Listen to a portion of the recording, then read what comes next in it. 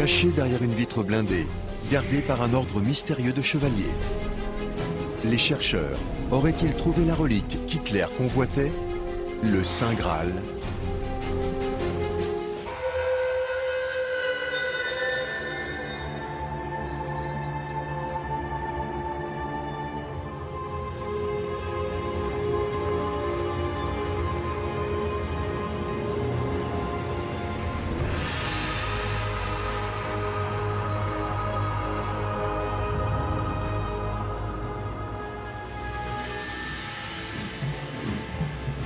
Dans les rues étroites de Valence, en Espagne, une procession d'hommes masqués. Ce sont les confréries, des ordres catholiques de chevaliers. Beaucoup de celles-ci ont été fondées au Moyen Âge. L'utilisation des capuches ou cagoules remonte à l'Inquisition espagnole. Les différents ordres de chevaliers portent des couleurs distinctes. Les chevaliers en noir emmènent un personnage habillé comme le Christ. Mais la foule ici attend les chevaliers blancs. Ce sont les membres de la confrérie de la coupe sacrée du dernier repas. La relique qu'ils vénèrent est, d'après eux, le Saint Graal. Cet objet fascine l'auteur du Graal, Janice Bennett. Le calice sacré est l'une des reliques les plus importantes du monde entier. Les gens d'ici pensent que ce calice est la vraie coupe utilisée par le Christ au dernier repas.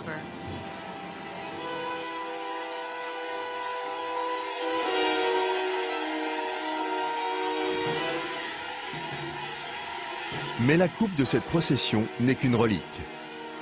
Le vrai Santo Calice, ou coupe du Christ, est conservé ici, dans la cathédrale de Valence. Elle est exposée aux yeux du public seulement 2 fois par an. Aujourd'hui est l'un de ces 2 jours. Nous sommes le 1er avril, et c'est le jeudi saint. La relique est considérée si précieuse qu'elle est gardée par un ordre de chevaliers qui a juré de la protéger jusqu'à la mort si nécessaire. Ce sont les gardiens du calice.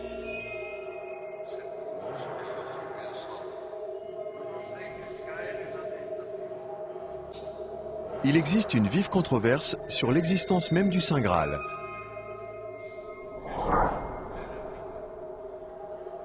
En fait, ce calice est l'une des nombreuses reliques que les gens considèrent comme le Saint Graal.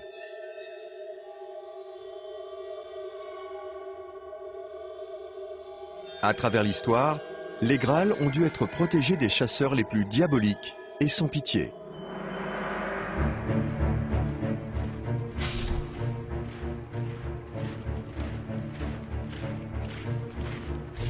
Adolf Hitler était si avide de trouver le Graal qu'il envoya en Espagne le chef de la SS, Heinrich Himmler. Hitler et leurs équipes dédiées à l'occulte voulaient collectionner des icônes et des reliques religieuses.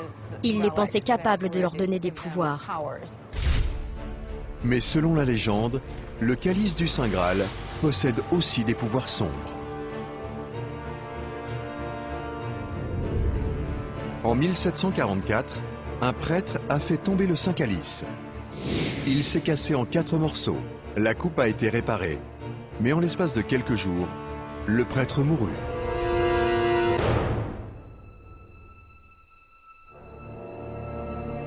Les experts ont déterminé que seule la base ornée du calice est d'origine médiévale. C'est la partie haute cassée, en agate couleur or, que l'on croit être la vraie coupe dans laquelle Jésus aurait bu pendant le dernier repas.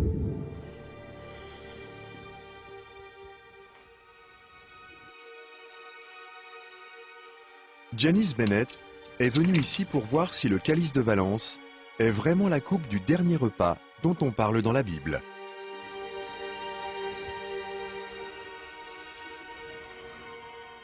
Ces recherches ont déjà mené Janice à un manuscrit précieux qui se trouve à la bibliothèque d'histoire de la faculté de Valence.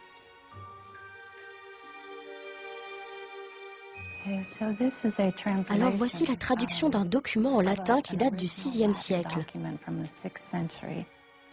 Il relate comment, sous l'empereur Valérien en l'an 258, le pape a été contraint de rendre les possessions de l'Église. D'après le manuscrit, l'une de ces possessions fut la coupe utilisée par le Christ lors du dernier repas. Si c'est le cas, Saint Laurent l'aurait sortie clandestinement de Rome où elle était gardée. Certains pensent qu'à l'origine, elle fut emmenée de Jérusalem à Rome par Saint Pierre et qu'elle aurait été par la suite protégée par les papes successifs. Mais Saint Laurent, sous le nez de l'empereur romain du IIIe siècle, aurait réussi à envoyer secrètement les reliques catholiques en Espagne. El cáliz en que Cristo nuestro bien y maestro consagró su preciosa sangre la noche de la cena. Il a mis de côté des reliques remarquables pour pouvoir les envoyer en Espagne. Parmi celles-ci se trouvait la coupe dans laquelle le Christ, notre bon Seigneur, a consacré son sang précieux la nuit du dernier repas.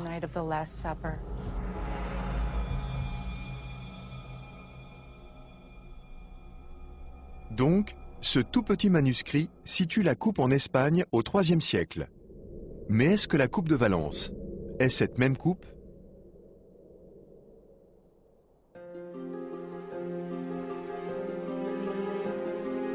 Pour en savoir plus, Janice a besoin de voir si le Saint Calice est le genre de coupe qui aurait pu être utilisé dans la Jérusalem du 1er siècle.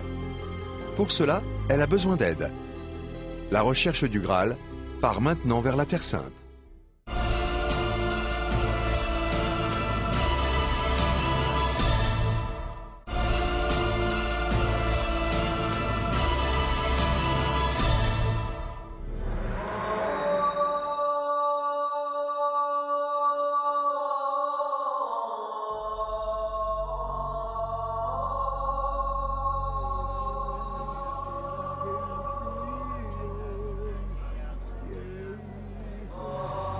Le professeur archéologue Shimon Gibson a fait quelques-unes des découvertes archéologiques les plus importantes jamais faites à Jérusalem.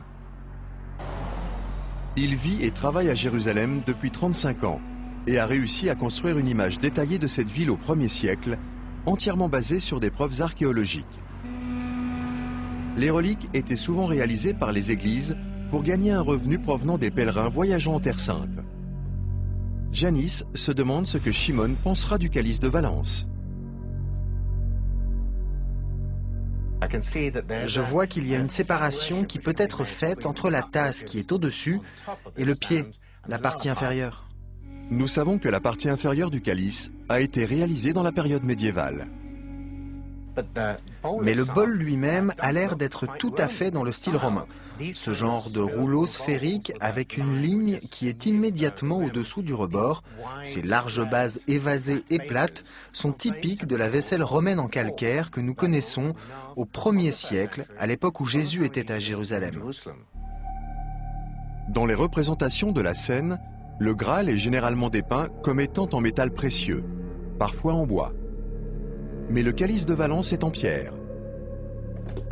Cependant, une découverte récente du professeur Gibson suggère que la pierre peut être en effet le matériau le plus probable pour une coupe de cérémonie. Cette coupe est la seule coupe entière de rituel avec une incantation ou une prière gravée dessus à avoir été découverte à Jérusalem et datant de l'époque du Christ. C'était tout à fait étonnant que, lorsque cette coupe a été découverte, on pouvait voir sur les côtés une inscription Adonai Shavdi, ce qui signifie Seigneur, je suis revenu, ou je suis venu. Selon le professeur Gibson, un bol en pierre aurait vraisemblablement été utilisé pour un rituel religieux ou une fête. Au 1er siècle, c'était à la mode de faire des récipients en pierre. La raison, c'est que la pureté était une grande préoccupation pour les gens de cette époque. En particulier à Jérusalem, qui était, après tout, la cité de Dieu, où la pierre était bien sûr un matériau naturel, contrairement au verre ou la poterie, qui étaient des produits fabriqués par l'homme. C'est une trouvaille unique, c'est incroyable de l'avoir trouvée dans les fouilles. Le calice de Valence ne ressemble en rien à la coupe de Jérusalem, mais elle ressemble à d'autres tasses de pierre de cette époque. Certains de ces récipients de pierre proviennent de fouilles. Mais est-ce que le professeur Gibson peut trouver autre chose dans le style du calice de Valence ? Et ici, nous avons un bol qui est en fait très similaire à celui fait en agate. Il est sphérique et comporte une rainure juste en dessous du rebord. Donc c'est assez proche de la coupe en agate.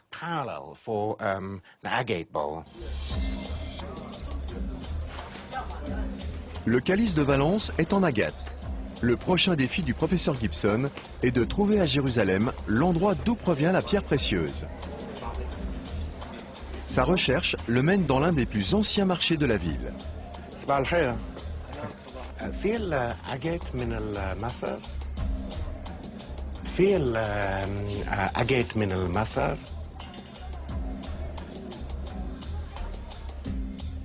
من العقيد حجر البستر لا البستر عقيد ايوه في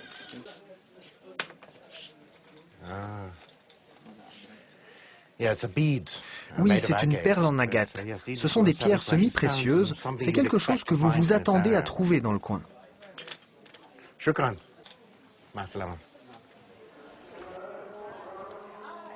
L'Égypte est l'endroit le plus proche où l'on trouve de l'agate, comme cela était très probablement le cas dans les anciens temps, lorsque Jérusalem était un centre de commerce animé du Moyen-Orient. Mais l'agate est une pierre semi-précieuse. On ne sait pas ce que Jésus et les apôtres auraient fait avec une tasse d'une telle valeur. Ce que beaucoup de gens ne réalisent pas, c'est que Jésus a loué une chambre à Jérusalem pour la dernière scène. Par conséquent, il semble raisonnable que leur bol et les autres ustensiles utilisés pour la scène aient pu appartenir au propriétaire du bâtiment dans lequel le dernier souper a eu lieu. De toute évidence, une coupe en agate aurait pu être utilisée dans le cadre d'un dîner fait à cette période.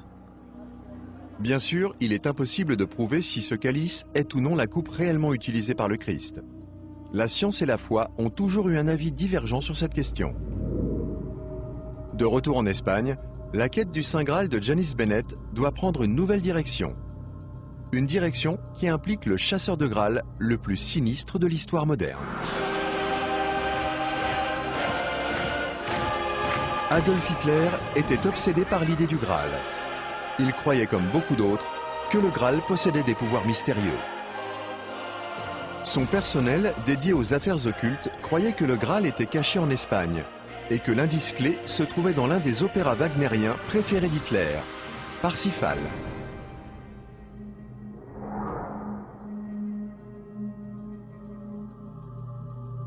Wagner a basé son opéra sur une histoire de Graal qui date du XIIIe siècle. D'après ce récit médiéval, le Graal était gardé dans un château appelé Montsalvasch, ce que Wagner a traduit par Montsalvat. Sur les conseils de ses chercheurs de l'occulte, l'officier SS le plus cruel d'Hitler, Heinrich Himmler, s'est rendu au monastère de Montserrat, presque homonyme de Montsalvat, pour le récupérer. Himmler est venu à Montserrat en 1940 parce qu'il cherchait le Saint Graal. Hitler croyait que les Allemands et Jésus-Christ étaient reliés par le sang. Il voulait créer une nouvelle religion basée sur cette idée que les Allemands étaient des Ariens, une race supérieure.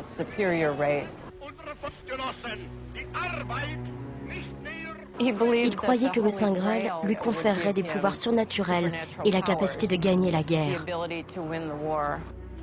Même si ce n'est qu'une histoire parmi d'autres concernant la localisation du Graal, Hitler croyait que la légende de Parsifal le mènerait à la coupe. Mais Himmler n'a jamais trouvé le Graal. Michael Heisemann est chercheur en énigmes et a publié plusieurs livres renommés sur les reliques sacrées. Il croit lui aussi que l'histoire de Parsifal contient des indices. Michael, je crois que Himmler est venu en Espagne en 1940 à la recherche du Graal. Oui, c'est bien ça. Il avait une équipe d'occultistes au sein des SS. Un bureau entier y était dédié. Dans le Parsifal de Wolfram von Eschenbach, la première description du Saint Graal en langue allemande, le château s'appelle Montsalvasch. Puisque Montserrat sonne un peu pareil, il pensait que le Graal s'y trouvait, mais ce n'était pas le cas. Sur la base de cette source, Heisemann pense que les nazis cherchaient dans le mauvais monastère. et il a interprété des indices quant à sa localisation possible. En fait, ma recherche m'a conduit au vrai Montsalvache. Vous voyez, il est inscrit ici que le nom du château du Graal était Montsalvat. Il se trouve qu'il y a une montagne qui s'appelle Mont Salvatoris en latin, ou dans la langue de la région des Pyrénées du XIIe siècle, Montsalvache. En plus, dans un conte, Parsifal décrit le Graal non pas comme une coupe, mais comme une pierre. Ezeman pense que ceci fait peut-être référence à la pierre du calice de Valence. Alors, quels indices dans Parsifal laissent penser que ce monastère était le château du Graal? Wolfram von Eschenbach dit qu'il y a beaucoup d'ermitages autour du château du Graal. Trouvez une paroi rocheuse et il se trouve juste devant. Et dans la petite chapelle, on gardait la relique du Saint Graal habituellement. La procession montait les marches et entrait dans l'église. Le frère musulman de Parsifal a été baptisé avec de l'eau vive, autrement dit de l'eau qui coulait de la source. Ça n'existe normalement pas dans une église. Le Parsifal serait en fait une sorte de carte au trésor, et si l'on suit toutes les informations topographiques et les informations géographiques qui sont données là-dedans, on peut le trouver.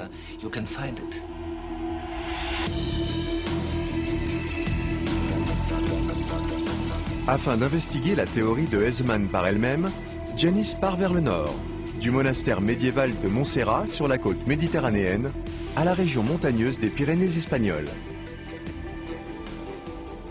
Elle suit les indices que Ezeman pense être cachés dans la légende originale allemande du Graal. S'il est vrai que le château du Graal décrit dans Parsifal se trouve au mont Salvatoris, ce sera un développement extraordinaire pour Janice. Il existe bien un monastère là-bas, dans les Pyrénées, où le calice de Valence a été gardé à l'époque médiévale. Mais selon la légende de Parsifal, Janice devrait être sur la piste d'un endroit qui s'appelle Montsalvache. Michael Ezeman estime que cette montagne était connue au Moyen-Âge comme le Mont Salvage, un nom remarquablement similaire au château du Graal dans la légende de Parsifal. Mais Janice veut savoir si les locaux connaissent encore ce nom ancien. Bonjour. Je cherche la montagne Montsalvache. Montsalvache. Merci.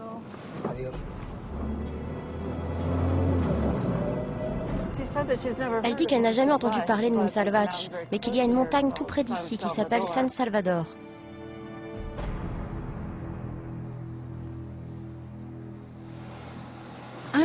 Avez-vous entendu parler de la montagne Montsalvache? Montsalvache. Non? Non?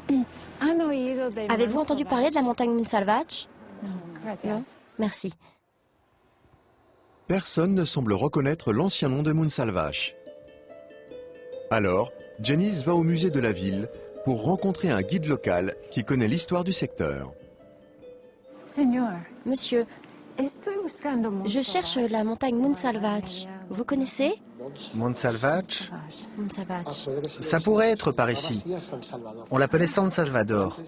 Avant, au IIe siècle, à l'époque d'Alphonse Ier, en occitan, San Salvador s'appelait Montsalvache. Ah, merci beaucoup. Quand j'ai mentionné le mot allemand Montsalvache, il l'a compris tout de suite. Comme Montsalvache, en dialecte local du XIIe siècle. Après avoir confirmé qu'il pouvait bien s'agir de la bonne région, Janice part en quête de ce que Ezeman pensait être la résidence du Graal. Elle est en route pour le monastère médiéval local de San Juan de la Peña avec ses notes sur l'interprétation de Michael Ezeman du manuscrit de Parsifal. Serait-ce le site du château légendaire du Graal? Le château du Graal était situé dans une zone montagneuse sauvage, rocheuse et boisée. On dirait que cela correspond tout à fait. Ezeman affirme que la légende de Parsifal signale aussi l'existence de beaucoup d'ermitages ou de petites chapelles autour du château du Graal.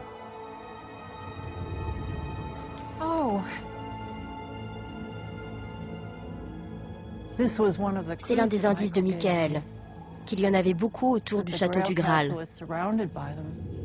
Les notes de Hesemann sur Parsifal décrivent l'endroit où l'on gardait le Graal comme étant situé devant une paroi rocheuse, ce qui est peu commun pour un monastère. Mais c'est exactement ce que trouve Janice Bennett.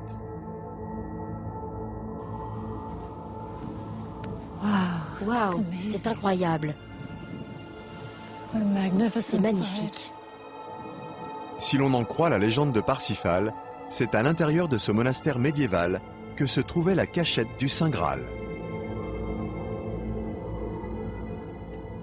La quête de Janice sur les traces du Saint Graal l'a menée ici, au monastère espagnol de San Juan de la Peña. Pour savoir si c'est bien l'endroit où l'on gardait le Graal à l'époque médiévale, elle va trouver le gardien du monastère, José Luis Solano. Ce pourrait être l'église pré-romane qui est en bas. Intéressant. On peut aller voir? Oui, bien sûr. Un autre indice provenant de l'histoire de Parsifal dit que pendant une procession, le Graal aurait été emmené quelques marches plus haut que l'endroit où il était gardé. José emmène Janice dans une chapelle à côté d'un escalier. C'est incroyable. Cette chapelle est exactement telle que décrite dans Parsifal. Et quant au dernier indice concernant l'eau vive qui a servi à baptiser le frère de Parsifal, il n'y en a pas ici.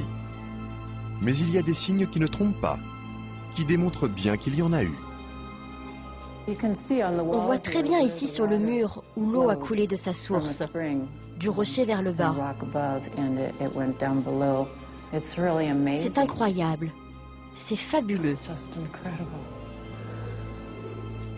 Je ne savais pas du tout que tout ça existait. La cachette idéale pour le Graal. Absolument incroyable. La présumée cachette du calice de Valence et le château du Graal mentionné dans la légende de Parsifal pourraient bien être un seul et même endroit.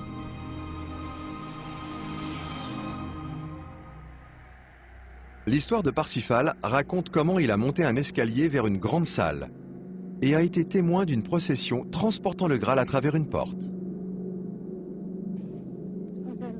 José Luis a entendu parler d'une vieille porte murée qui mène à la chapelle en bas, là où le calice a peut-être été caché. Alors le vieil escalier se trouvait ici. Les moines auraient transporté le Graal ici pour que les fidèles l'adorent. Les autels sont là. Ils auraient placé le Graal par là. Aussi incroyable que cela puisse paraître, le monastère de San Juan de la Peña, là où on a gardé le calice de Valence à une époque, répond aux indices donnés dans la légende médiévale du Graal. C'est ici que les fidèles seraient venus pour vénérer le Graal. Janice est convaincue que ces similitudes sont autant de preuves supplémentaires que le calice de Valence, plus qu'aucun autre Graal potentiel, est la vraie coupe du dernier repas.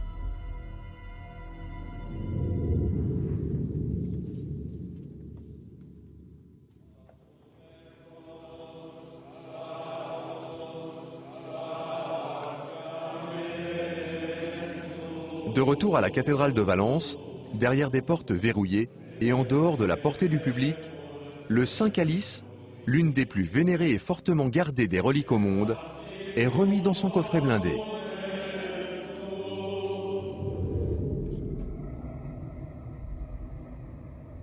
Mais une fois les foules parties, dans une chapelle privée, Janice a obtenu l'autorisation spéciale de l'archevêque de Valence et de la confrérie du Saint-Calice de regarder le Graal d'un peu plus près. Le modèle du Santo Calice, avec son bol en pierre, est le même que d'autres coupes utilisées à l'époque du Christ. Janice a établi que la pierre est le matériau le plus vraisemblablement utilisé dans le Jérusalem du 1er siècle pour les coupes de cérémonies religieuses. Elle sait aussi que l'agate est une pierre semi-précieuse que l'on trouvait à Jérusalem. Après tout ce que j'ai vu, les preuves archéologiques, l'histoire de Saint-Laurent, l'histoire de sa préservation dans des monastères, comment les gens risquaient leur vie pour sauver cette coupe, les références dans Parsifal, tout ça, Je suis convaincue que cette coupe est celle que Jésus a utilisée au dernier repas pour consacrer son sang. Personne ne peut affirmer que l'une ou l'autre des coupes proposées est servie au dernier repas, ou même qu'un calice rituel a existé. Mais Janice Bennett croit qu'il y a ici assez d'éléments pour prouver que ceci est le Saint Graal. La cité de Dieu, où la pierre était bien sûr un matériau naturel, contrairement au verre ou la poterie, qui étaient des produits fabriqués par l'homme. C'est une trouvaille unique, c'est incroyable de l'avoir trouvée dans les fouilles. Le calice de Valence ne ressemble en rien à la coupe de Jérusalem, mais elle ressemble à d'autres tasses de pierre de cette époque. Certains de ces récipients de pierre proviennent de fouilles. Mais est-ce que le professeur Gibson peut trouver autre chose dans le style du calice de Valence? Et ici, nous avons un bol qui est en fait très similaire à celui fait en agate. Il est sphérique et comporte une rainure juste en dessous du rebord. Donc c'est assez proche de la coupe en agate.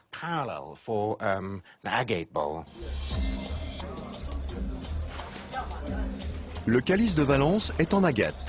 Le prochain défi du professeur Gibson est de trouver à Jérusalem l'endroit d'où provient la pierre précieuse. Sa recherche le mène dans l'un des plus anciens marchés de la ville.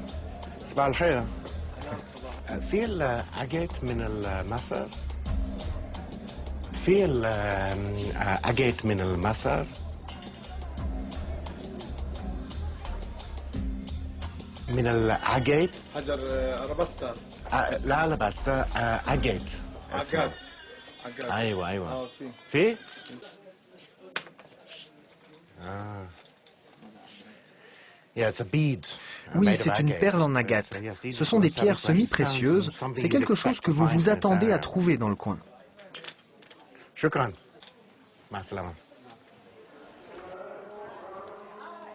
L'Égypte est l'endroit le plus proche où l'on trouve de l'agate, comme cela était très probablement le cas dans les anciens temps, lorsque Jérusalem était un centre de commerce animé du Moyen-Orient. Mais l'agate est une pierre semi-précieuse. On ne sait pas ce que Jésus et les apôtres auraient fait avec une tasse d'une telle valeur. Ce que beaucoup de gens ne réalisent pas, c'est que Jésus a loué une chambre à Jérusalem pour la dernière scène.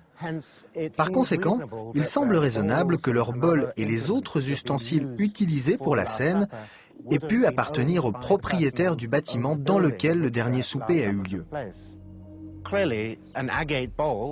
De toute évidence, une coupe en agate aurait pu être utilisée dans le cadre d'un dîner fait à cette période. Bien sûr, il est impossible de prouver si ce calice est ou non la coupe réellement utilisée par le Christ. La science et la foi ont toujours eu un avis divergent sur cette question. De retour en Espagne, la quête du Saint Graal de Janice Bennett doit prendre une nouvelle direction. Une direction qui implique le chasseur de Graal le plus sinistre de l'érection. Une direction qui implique le chasseur de Graal le plus sinistre de l'histoire moderne. Adolf Hitler était obsédé par l'idée du Graal. Il croyait, comme beaucoup d'autres, que le Graal possédait des pouvoirs mystérieux. Son personnel, dédié aux affaires occultes, croyait que le Graal était caché en Espagne et que l'indice clé se trouvait dans l'un des opéras wagnériens préférés d'Hitler, Parsifal.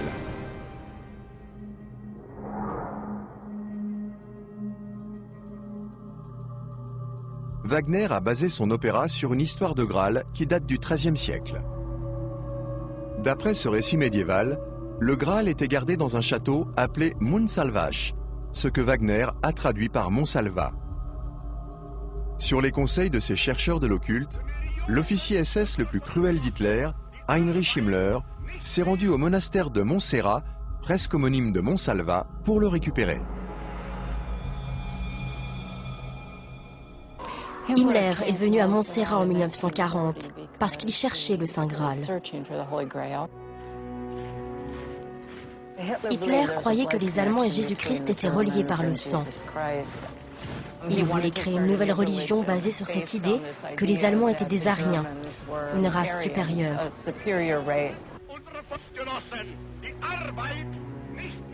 Il croyait que le Saint Graal lui conférerait des pouvoirs surnaturels et la capacité de gagner la guerre.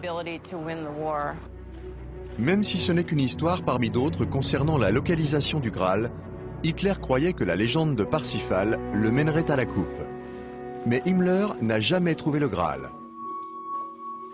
Michael Heisemann est chercheur en énigmes et a publié plusieurs livres renommés sur les reliques sacrées. Il croit lui aussi que l'histoire de Parsifal contient des indices. Michael, je crois que Himmler est venu en Espagne en 1940 à la recherche du Graal. Oui, c'est bien ça. Il avait une équipe d'occultistes au sein des SS. Un bureau entier y était dédié. Dans le Parsifal de Wolfram von Eschenbach, la première description du Saint Graal en langue allemande, le château s'appelle Montsalvasch. Puisque Montserrat sonne un peu pareil, il pensait que le Graal s'y trouvait, mais ce n'était pas le cas. Sur la base de cette source, Heisemann pense que les nazis cherchaient dans le mauvais monastère, et il a interprété des indices quant à sa localisation possible. En fait, ma recherche m'a conduit au vrai Montsalvasch. Vous voyez, il est inscrit ici que le nom du château du Graal était Montsalva. Il se trouve qu'il y a une montagne qui s'appelle Mont Salvatoris. Mais la coupe de cette procession n'est qu'une relique. Le vrai Santo Calice, ou coupe du Christ, est conservé ici, dans la cathédrale de Valence. Elle est exposée aux yeux du public seulement 2 fois par an. Aujourd'hui est l'un de ces 2 jours. Nous sommes le 1er avril, et c'est le jeudi saint. La relique est considérée si précieuse qu'elle est gardée par un ordre de chevaliers qui a juré de la protéger jusqu'à la mort si nécessaire. Ce sont les gardiens du calice.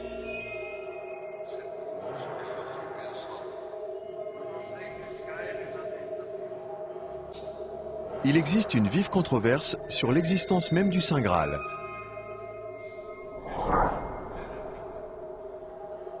En fait, ce calice est l'une des nombreuses reliques que les gens considèrent comme le Saint Graal.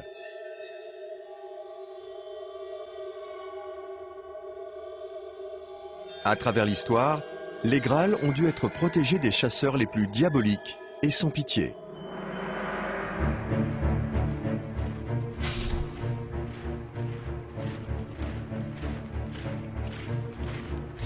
Adolf Hitler était si avide de trouver le Graal qu'il envoyait en Espagne le chef de la SS, Heinrich Himmler. Himmler, Hitler et leurs équipes dédiées à l'occulte voulaient collectionner des icônes et des reliques religieuses. Ils les pensaient capables de leur donner des pouvoirs. Mais selon la légende, le calice du Saint Graal possède aussi des pouvoirs sombres. En 1744, un prêtre a fait tomber le Saint Calice. Il s'est cassé en 4 morceaux. La coupe a été réparée. Mais en l'espace de quelques jours, le prêtre mourut.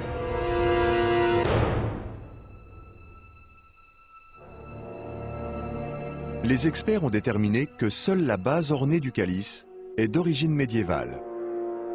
C'est la partie haute cassée, en agate couleur or, que l'on croit être la vraie coupe dans laquelle Jésus aurait bu pendant le dernier repas.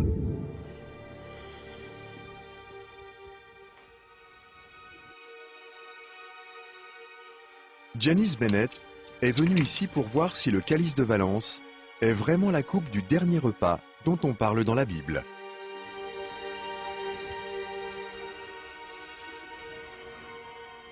Ces recherches ont déjà mené Janice à un manuscrit précieux qui se trouve à la bibliothèque d'histoire de la faculté de Valence.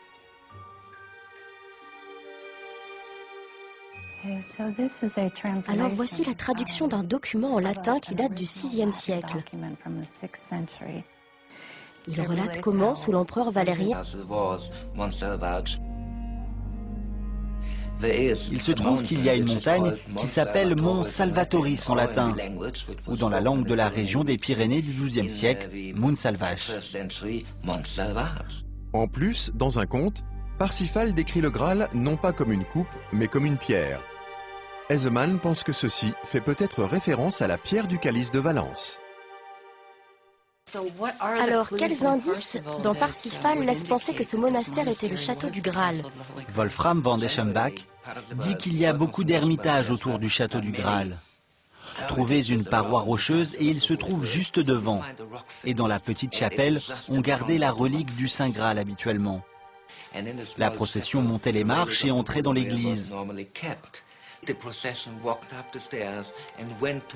Le frère musulman de Parsifal a été baptisé avec de l'eau vive, autrement dit de l'eau qui coulait de la source. Ça n'existe normalement pas dans une église. Le Parsifal serait en fait une sorte de carte au trésor, et si l'on suit toutes les informations topographiques et les informations géographiques qui sont données là-dedans, on peut le trouver.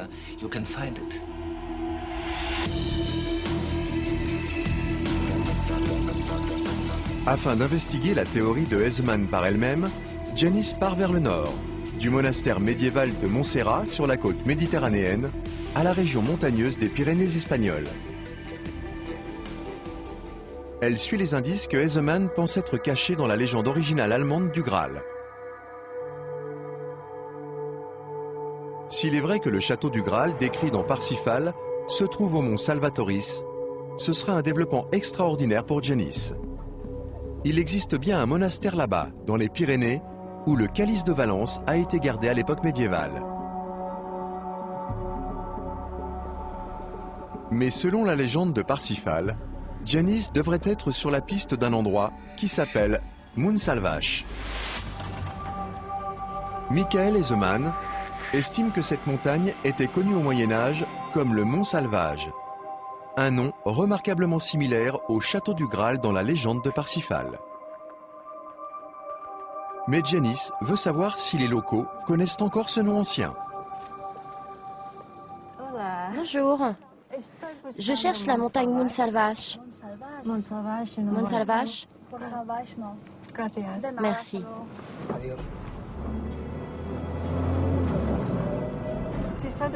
Elle dit qu'elle n'a jamais entendu parler de Montsalvache, mais qu'il y a une montagne tout près d'ici qui s'appelle San Salvador.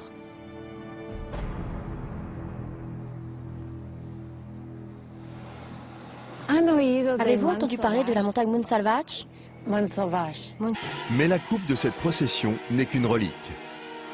Le vrai Santo Calice, ou coupe du Christ, est conservé ici, dans la cathédrale de Valence. Elle est exposée aux yeux du public seulement 2 fois par an. Aujourd'hui est l'un de ces 2 jours. Nous sommes le 1er avril, et c'est le jeudi saint. La relique est considérée si précieuse qu'elle est gardée par un ordre de chevaliers qui a juré de la protéger jusqu'à la mort si nécessaire. Ce sont les gardiens du calice.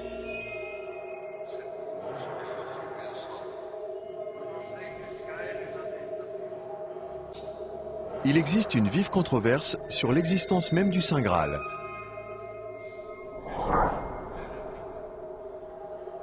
En fait, ce calice est l'une des nombreuses reliques que les gens considèrent comme le Saint Graal.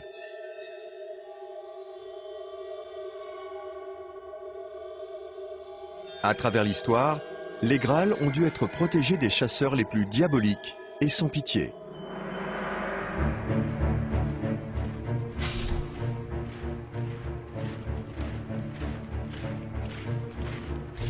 Adolf Hitler était si avide de trouver le Graal qu'il envoya en Espagne le chef de la SS, Heinrich Himmler.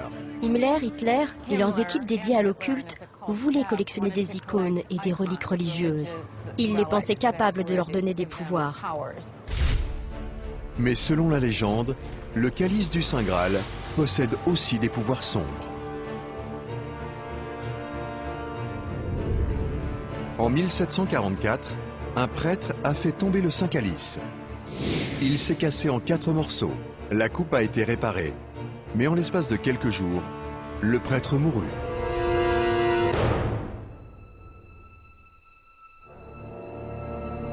Les experts ont déterminé que seule la base ornée du calice est d'origine médiévale. C'est la partie haute cassée, en agate couleur or, que l'on croit être la vraie coupe dans laquelle Jésus aurait bu pendant le dernier repas.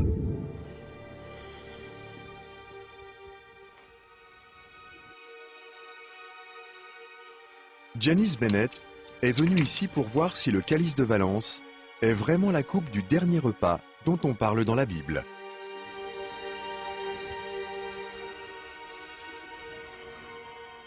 Ces recherches ont déjà mené Janis à un manuscrit précieux qui se trouve à la bibliothèque d'histoire de la faculté de Valence.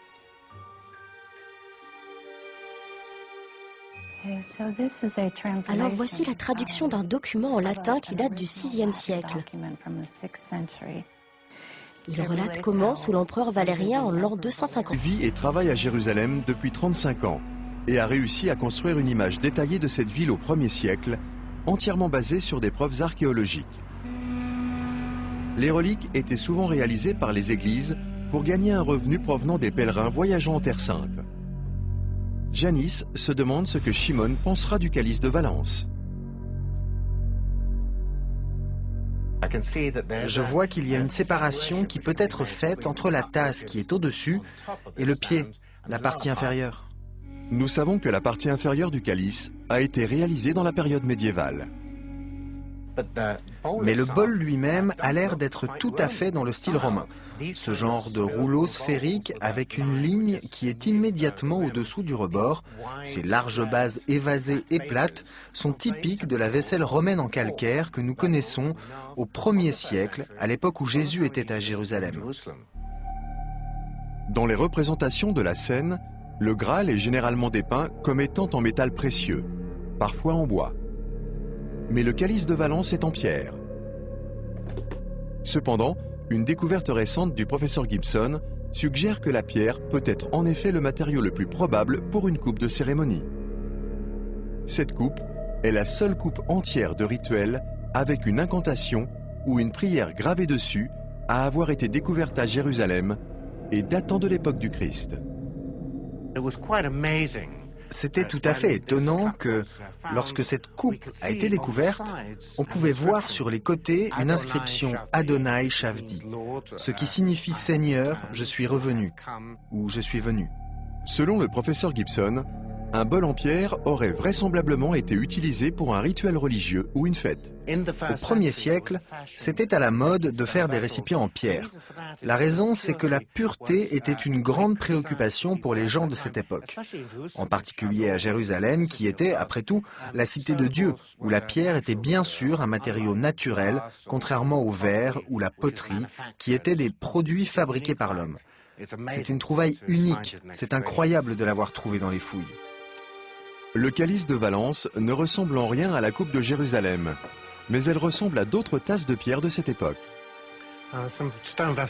Certains de ces récipients de pierre proviennent de fouilles. Mais est-ce que le professeur Gibson peut trouver autre chose dans le style du calice de Valence? Et ici, nous avons un bol qui est en fait très similaire à celui fait en agate. Il est sphérique et comporte une rainure juste en dessous du rebord. Donc c'est assez proche de la coupe en agate.